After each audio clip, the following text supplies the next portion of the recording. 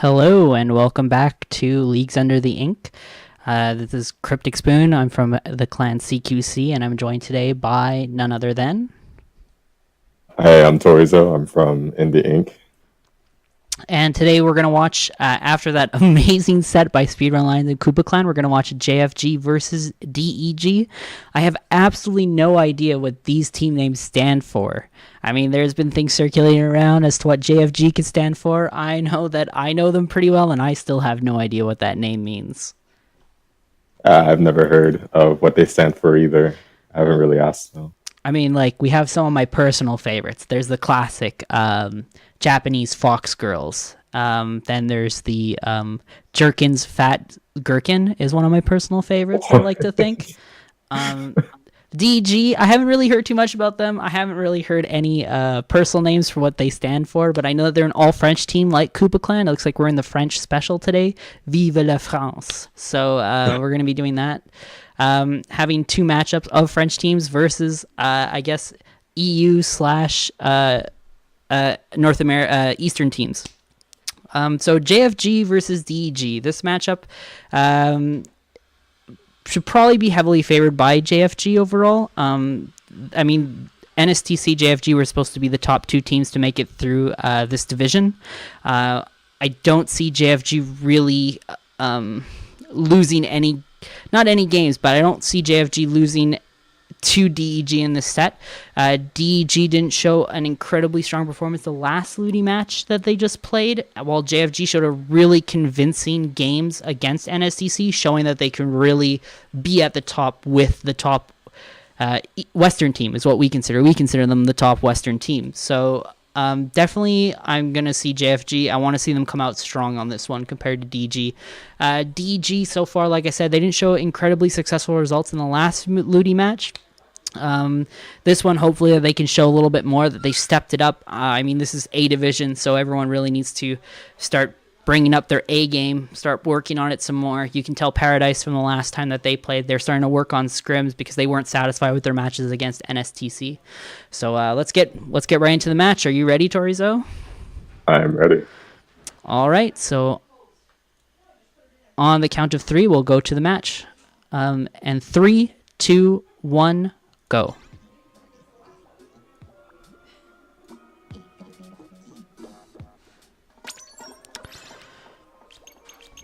Yeah, so it looks like in this matchup, JFG's not running their main sniper. Normally they have Resbit, who is widely considered one of the top snipers of North America, if not the best sniper of North America. Nike is European, so sorry everyone who loves Nike.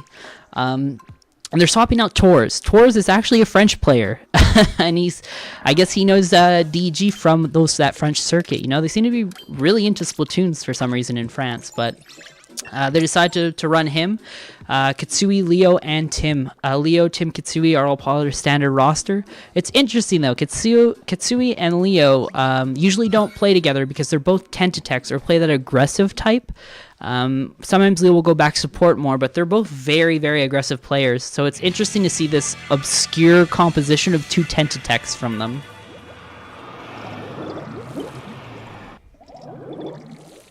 and DG running an ink brush, 2 walls, and a sniper. Pretty standard comp, but they're swapping out the tent attack for an ink brush. I'm interested to see how this play out. I really like watching ink brushes play competitively. Interesting. Wow. On the first push, he went immediately for the back. Yeah, and he was wide open to do it. No one even covered him on that. And a clean 1 kill. And DG gets on the tower. They seem to have gone on the tower before they even got any ground in that neutral area. Katsui goes down. It's a 3-on-3 right now. And as you can see, JFG just has that full advantage now in that mid area.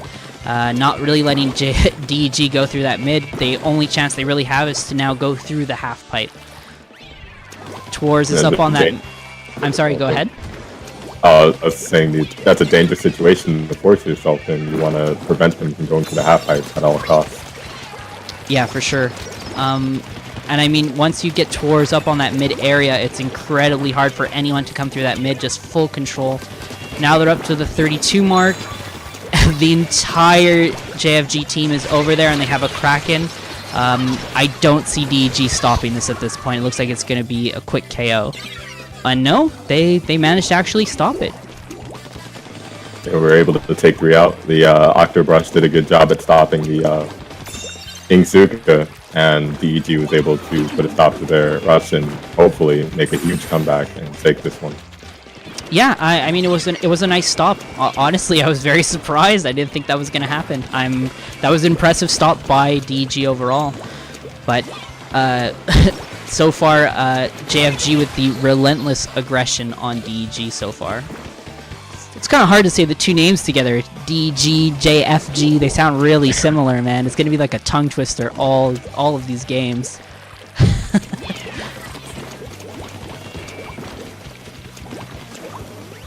And look at that ink coverage so far for JFG. It's just an insane amount of coverage on both sides. And they're just both on that mid tower, really not letting them get anywhere. Yeah, it's going to be hard for them to take them out and get a good initial push, especially when there's so much enemy ink on the ground. Enemy ink for DEG, that is. Yeah.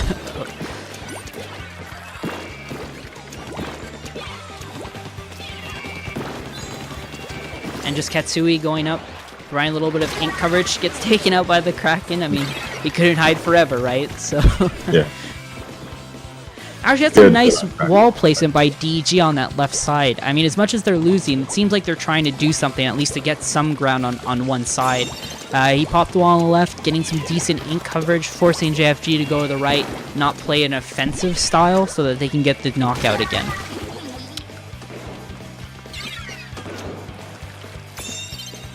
I think what DEG needs to do right now is kill off a couple of the JFG players and get some map control before they start pushing the tower. If they keep pushing the tower when they don't have any map control, they're easily going to be taken out because JFG can access that tower from all sides. It's not like they're locking JFG somewhere.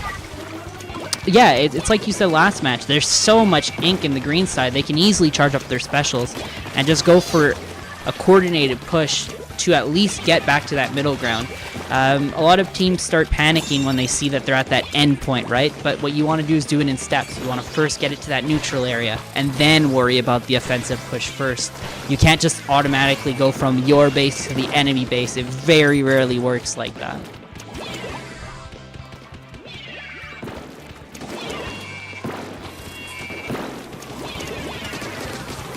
As you can see, Leo's just consistently pushed up with a Kraken, and that's going to be game.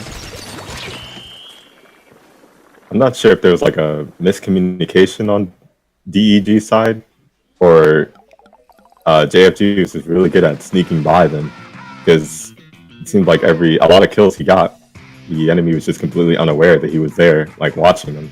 Yeah, I actually agree with you on this. I'm not sure if it's just because of a problem with their communication, like you said before, because it seems like no one went to a particular side to cover areas.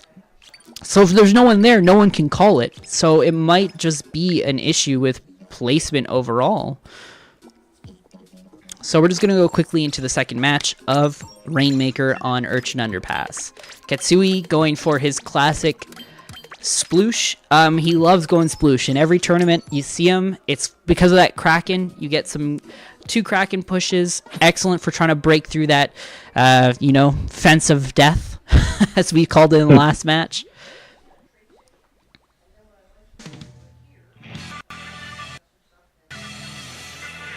I mean, we haven't heard too much about DEG. The only tournament I've seen them in, other than French tournaments, has been the Booyah Battle, 2 Booyah Battles ago.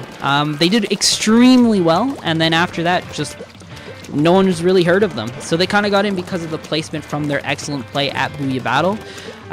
So it seems like there's like I wouldn't want to say rust because they seem to be active, but it seems like teams have just gotten a lot better from before, so it looks like DEG is going to struggle a little bit in maybe A Division. I mean, they're definitely a very, very strong team, but from the results last week, I was a little bit disappointed because I was excited to see them play. Okay. And that was an excellent first push by JFG. Ketsui just trying to charge his special up. This is actually great play to show. I mean, it's a little bit boring to watch, but this is exactly how you should be playing. He's charging up his special before he goes back into the offensive zone. He trusts his team to hold it so that he can go up and then have a Kraken ready for that next push. Especially for its blue schematic, having your Kraken available is a very good asset to have, since you don't have all that range to particularly rush up on someone. Yeah. But if you get forced in a situation where you have to encounter someone one-on-one, you can always use the Kraken. And that's an excellent double kill with Ketsui with the Rainmaker. He unfortunately gets sniped, but I really like that play. He gets the double, and then he grabs the Rainmaker, knowing that he's probably in a better position to take it than anyone else at that point. Just great game sense so far by Ketsui on this game.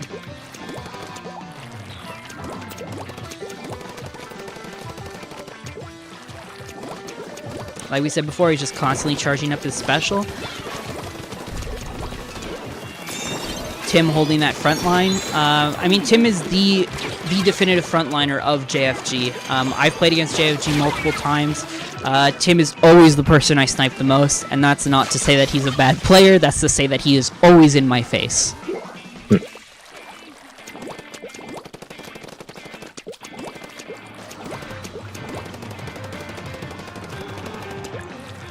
Like I said, Ketsui is very far away from his team. He just constantly is charging that special, and then once he gets it, then he goes far up.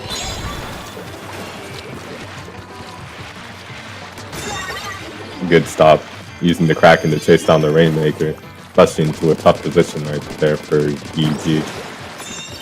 Yeah, usually you want to go up there when you have the lead so you can find an easier way to contain them. That would be kind of like a la SRL, you know, they love doing that kind of stuff, but to try and push it, it seems like a desperation attempt. It seems like they just have no way out, and they're just struggling to find a way to keep themselves alive in this game.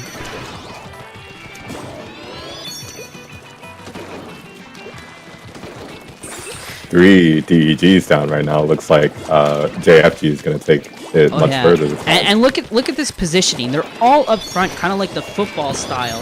If Tors was one who took that snipe, it would have looked amazing. You would have had one on each side.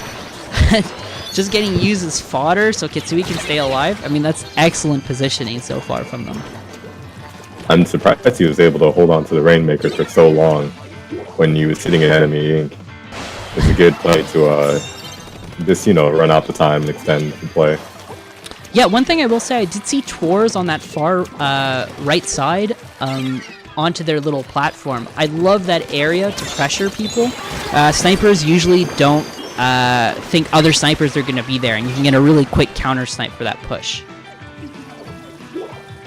Right now, it looks like DEG isn't, like, they aren't pushing together as a team. Like, just now, we just saw the Rainmaker jump down by himself with someone behind him. Yeah. And he was quickly taken out. It feels like it's very much a desperation attempt so far from all of them. I mean, DG's now getting that ink coverage back. They're starting to push up, but then they keep... they're not staying alive enough to keep that ink coverage to make good use of it. It seems like JFG should just easily get back into the game. Oh, and a nice And a nice evade by DEG.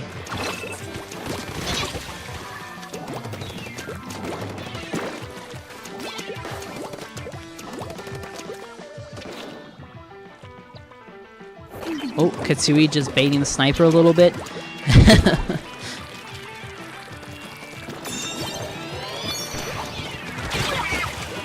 Oh, and a nice kill by DEG. Seems like he's the only player, though, and gets taken out. 7 seconds left on the clock, and it looks like JFG has the contain of that Rainmaker. Yes, they just have such great map control. It's really hard for DEG to step up and put a dent into JFG.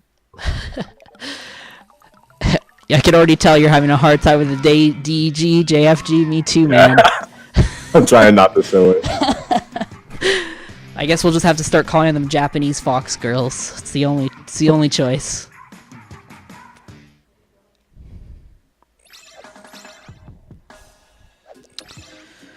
All right, so now we're moving back onto the zones. Zones Port Mac map. I mean, Port Mac. What can we say about Week 2 Port Mac is that it's just been full of upsets. Every top team has had a hard time on this map against someone else. So if any team will have the comeback on this, purely not strategically, I'm speaking just about superstition from the last couple of maps, it'll be DEG to make their mark on this map. It just seems to be like the classic map that teams are being upset on. So I'm excited to see what DEG can bring to the table. It seems like I know JFG well enough that they probably won't use more than one wall on this map unless they swap out players. So DG might have the advantage overall in just keeping it, like holding down that fort.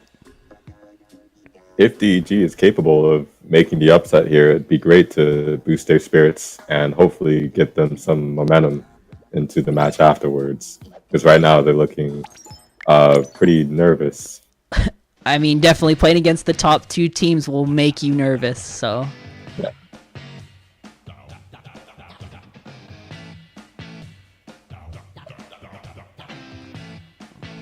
I'm sorry, I'm just going to turn off links in the chat for everyone who's watching.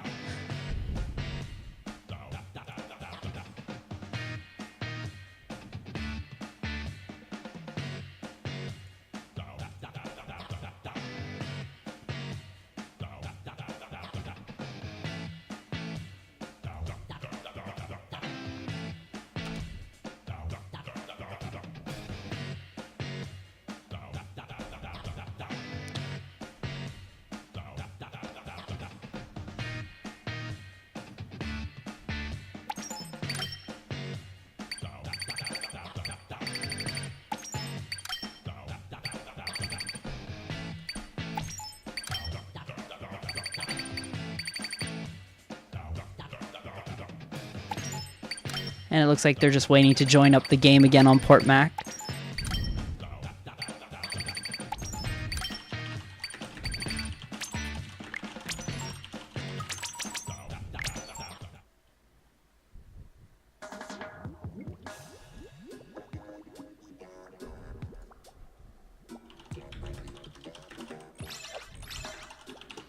All right, and it looks like Katsui's going back into the game. It looks like they might have switched hosts for some reason. In the last match, there were a couple instances of a little bit of lag here and there. I definitely saw Cat shoot off some Rainmaker shots, and someone would die like a little later than what you would expect. Yeah, Probably I mean, having a conversation about that. Switching hosts is not the worst thing that they can do. I mean, if one team feels like they need to alleviate some lag, that's a good way to do it. Sorry, just going to update the scores again.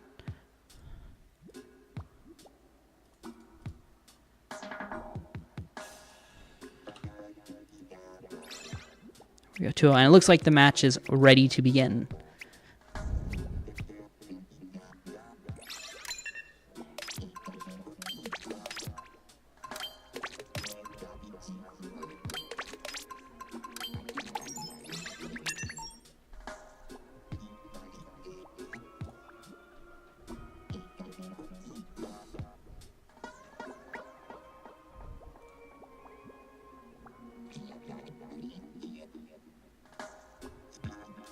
All right, and actually, Katsui's going with the 96 Gal. It's very unlike him to use this weapon.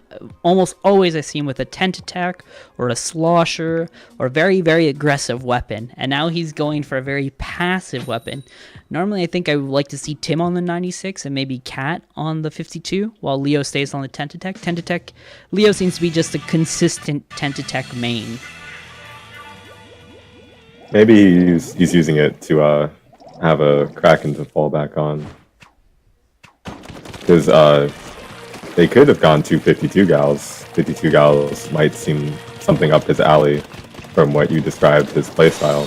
Yeah, I mean, maybe they just wanted it for the Kraken. I'm not sure, but compositionally wise, at least for the players that they are, I'm not sure. I like the comp. I love the comp overall, but I don't. Katsui playing it seems to be a weird choice, but I mean, they know better than me for their own team, right? So yeah, and having that nice range is a little helpful. Or not a little. It's very helpful on Fort Mackerel. And that's a nice push. It looks like JFG's gaining that lead just through that wall pressure. They get a nice Kraken off just to evade everyone in that zone, push people back. And Katsui gets one nice kill. Looks like he's containing them in their street.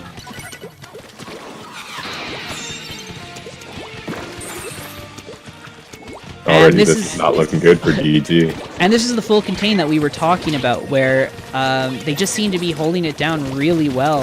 And it just seems to be with two people only. There's two way far back, like nowhere near that zone to contain. It's just Katsui and Leo there, just holding their own against 4 players. They don't seem to be using that left and right side on the roofs to like try and create some sort of problems. They just seem to be holding on the streets, and it's not working.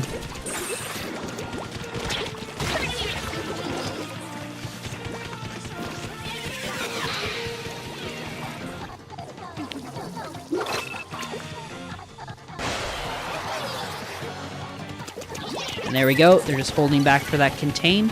Looks like DEG has a little bit of breathing room for just a tiny bit. Katsui gets a nice flank, and they're heading up to the zone. Katsui with a nice triple. It looks like the rest of the team is going to clear that zone, and that it's probably going to be the win. Yeah, this looks like the end of it. They're still respawning as we speak. And that's game. So overall for that match, I mean, it just seems like DEG just didn't know what to do when they got that zone taken. They just kept going through the streets. As you look just on that map with a victory screen, that whole right side is just not even painted. Like, no one even thought about going there. I mean, just in terms of positioning, it seems to be a reoccurring theme in all the matches where they're just not going everywhere, so they can't make calls to get kills.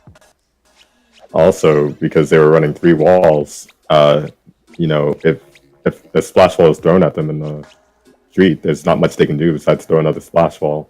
And by then, they can just recharge up another splash wall. It's kind of hard to push when you have nothing to throw at your enemy to break their defenses.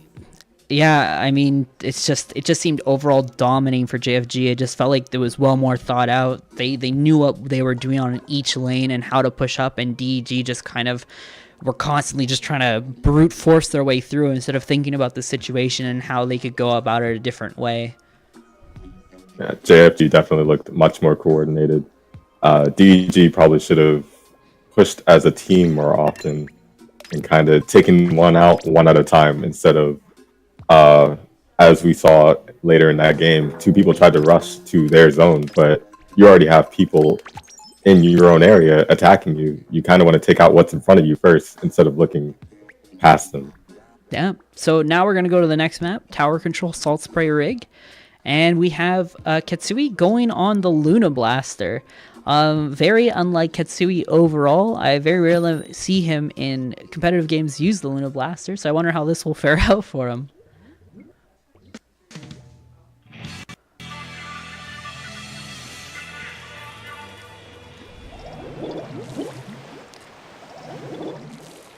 And Swarex, the other E-Leader, is using the regular E-Leader. I mean, I'm all for the regular E-Leader, but I feel like on Tower Control, not going that Kraken is at a huge disadvantage for pushes. It's really hard to constantly keep that push going with no Kraken on that sniper. It's almost essential now in these types of games. Yes, definitely. And as we just saw, JFG was able to take down 3 DEGs very early, but they didn't get a very far push with it. Good job to DEG for stopping them from taking it much further than they could have. Yeah, and another great push, that Ink Brush Gimme just getting a nice double kill on that tower. I mean, so far, at least from these starting pushes, DEG has looked the strongest they've looked in all the other 3 games. They seem to be holding their own. The sniper seems to be holding his ground. But I wonder how this will fare on the rest of their pushes later on without a lot of Kraken pressure compared to what JFG has. Oh, and a beautiful double kill by Ketsui. Ended up a wipe for JFG. They're completely unopposed for the next 8 to 12 seconds. And what you can see is Tim's now pushing down the ramp along with Ketsui. They're going to slowly try to get that contained. If you look at the map control, just JFG has the entire map covered in purple except for the enemy base. I mean, if there's one thing we can say, DEG is showing some great brilliance on that first push, but DEG was showing great brilliance on that first push, but JFG just understands that when a team's down, how to take back that pressure. That was a good splat bomb thrown by him to take out the guy that was kind of chilling around the corner. So this is a great example of what should be done from what happened in the last game with Koopa Clan, was where Ketsui is right up at the enemy base, distracting that sniper and making it a really hard time for people to drop down near that tower. I feel like that would have worked better in that previous KC game if this was the case. And now Ketsui's heading back onto the tower. Oh, gets a nice kill on the sniper to be unopposed again on that tower. JFG is showing an excellent performance of constant pressure, not allowing them to even reset the tower, and that's going to be game. So this is a textbook tower control game on how it should be played on Salt Spray. Ketsui's just way up front, making sure that no one can drop down to get to the tower, always just being an annoyance, not necessarily getting kills, just making sure that they can't drop down. You have the sniper aiming at that area too, while someone's just sitting on the tower riding it to victory. It was just incredibly clean games again for JFG.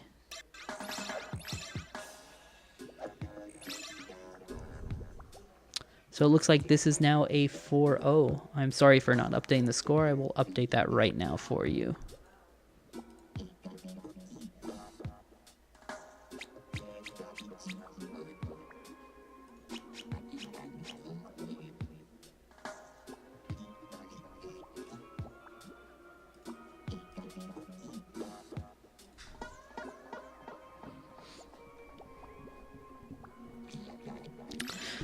Alright, so now it's going to be Rainmaker on Camp Triggerfish. This is also known as the JFG special. JFG is incredibly strong on their first pushes on this map. They really understand how to convincingly take their lead off the first push.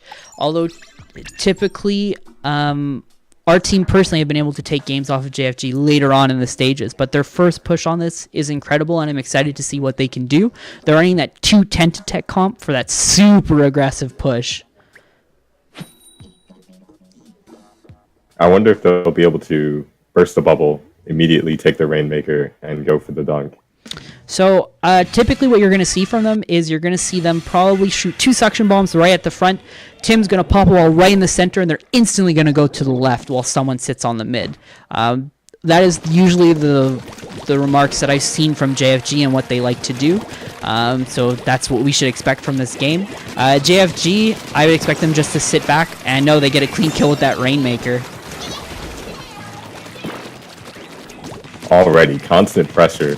2 down, 3 down now. Wow, that's already a wipe since that first one just respawned back up.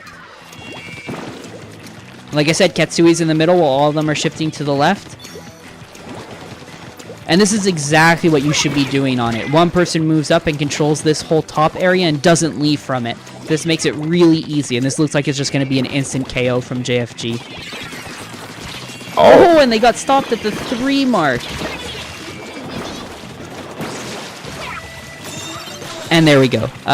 Just a completely clean game, exactly like I told you. You have to watch out for JFG's initial pushes.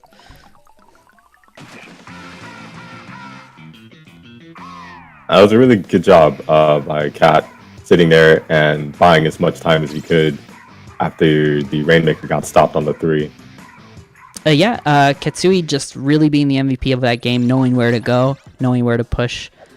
So that looked like it was just an incredibly clean 5-0 for JFG, just some clean games. I mean, so far it just seems like DG looks like they're struggling a little bit in the A division. They're really going to have to start working a little bit more on that coordination. They seem to be a little bit lost with their teammates on where their positioning is. They just don't seem to go in certain areas at all. So something I definitely look forward to looking at more of their games, but so far it just seems a little bit like they could just do so much more. They can always make some drastic improvements for next week, and it's only been 2 weeks, so we still plenty to see. It'd be interesting to see them turn some heads and start performing much better than how they've been the past 2 weeks. Yeah, I mean, if anything, this doesn't show really how poor DEG is, because they're not a bad team by any means, but it just shows how strong JFG and NSTC are as teams. What I'm really looking forward to, my pick right now, is I'm really excited to watch more SRL games. They seem to just be upsetting teams and using interesting comps. I really am excited for that JFG SRL game when it comes around. I can't wait to watch those games. Yeah, and anyways, thank you guys for watching Leagues Under the Ink. These were just some replays from Week 2 that we wanted to cover because we didn't cover them. They were from Inkline Division, so they're really important matches. We stay tuned to watch the next live matches that are going to come around probably tomorrow and the next couple of days. So that was Cryptic Spoon and... Torizo Prime. Yeah, and thank you for watching.